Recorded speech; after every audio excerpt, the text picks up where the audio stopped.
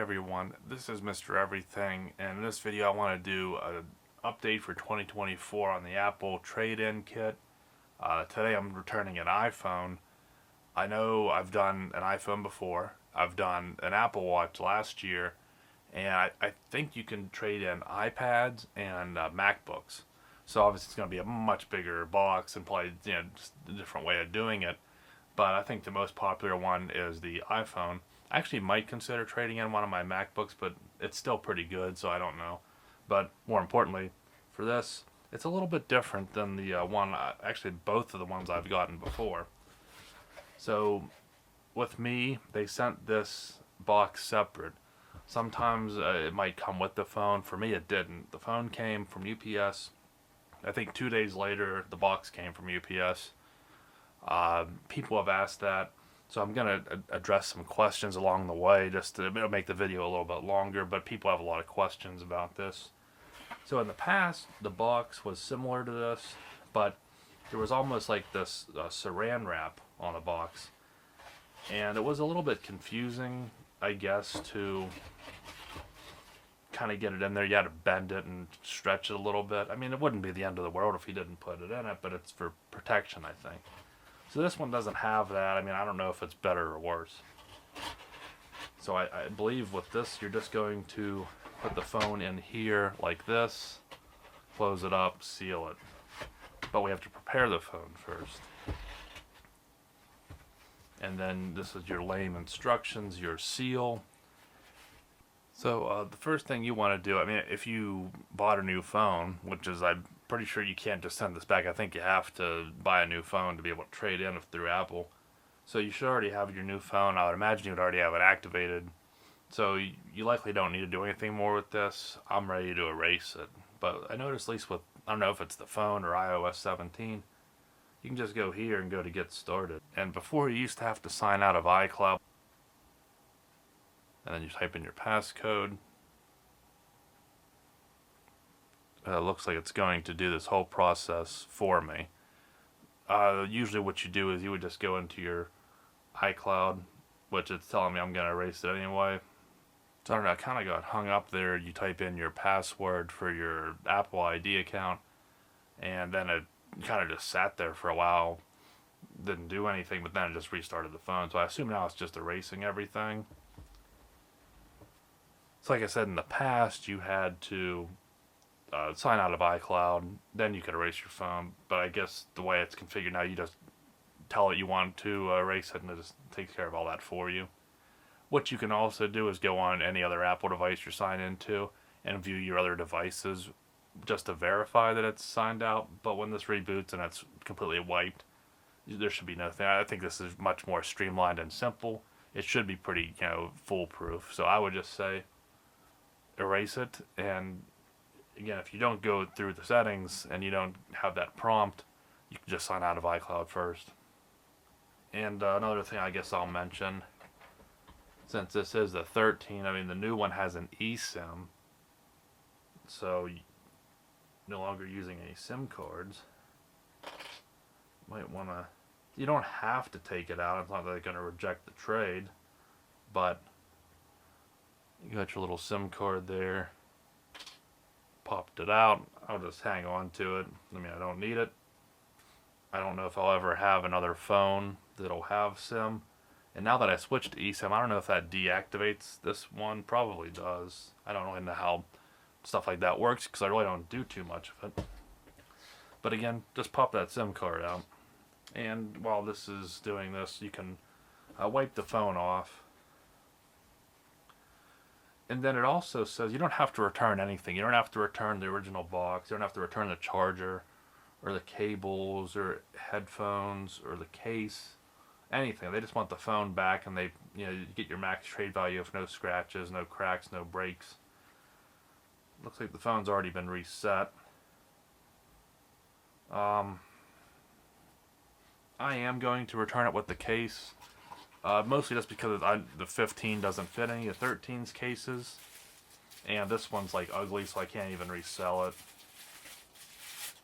I'm going to pop the phone just for a little added protection, since it doesn't have that. You can see I had this clear one that's starting to yellow. So I'll just put it in there. I'm kind of curious to see. I don't see how it would affect the trade value. And it still has a screen protector on. I did a really good job with this one, so I'm going to leave it on. I'm sure they'll take it back off, but I just want to return something with all that on there and see what will happen. So it looks like we're completely signed out. You can shut the phone off or leave it on. You might as well shut it off, but again, I don't think either way it really matters. Alright, so you actually can't even set these up if you go through this. You have to connect it to a MacBook or a Wi-Fi network.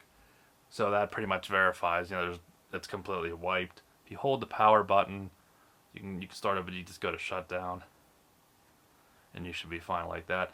Again, I put it in this case. You do not have to. I'm sure they say they recycle it, but either way, I doubt someone there is going to take it and use it, so it'll probably just get thrown away or recycled. So don't send them something good if you think you can sell it, but I'll leave it there. That's all I'm going to send back is just the phone and the case and the screen protector. I don't think these are really worth anything. Same with an Apple Watch, but I've shown that before.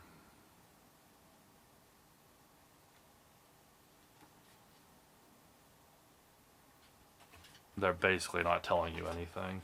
This one's a little bit better than the prior kit, just minus the saran wrap. So you can set the phone either way. Although it does look like in the instructions of the little doodle that they do want you to set it face up. And you have to kind of finagle it in here. So the next step is just to close it, but I've noticed it does not want to stay down.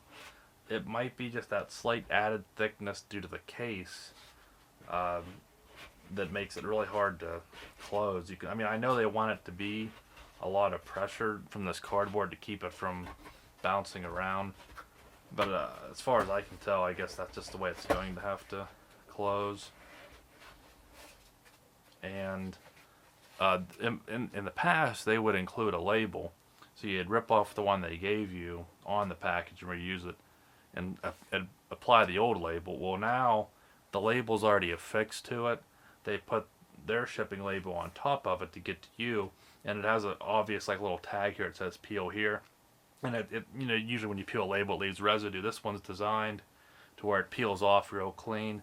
This label underneath is the one to return, so they've made that a lot easier.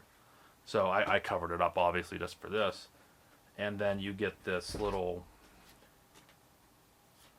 almost looks like there's a little perforation here, so you can have a little spot to tear it from. And this is basically just a clear piece of tape. In the past, they used to get like a striped one, just like a tamper-proof, so it'd make it really obvious if someone broke into it. Which, someone could just steal the whole package and do it anyway. This would just tell whether someone actually did it. So I'm going to verify this, make sure the phone didn't jump out and run away. And then I'm going to adhere this, and then it's pretty much done. So after you've checked it like 3 times and you've gone through the mental checklist, have I actually reset it? Did I break it? Did I forget something? Did I put the wrong phone in there, or my new one?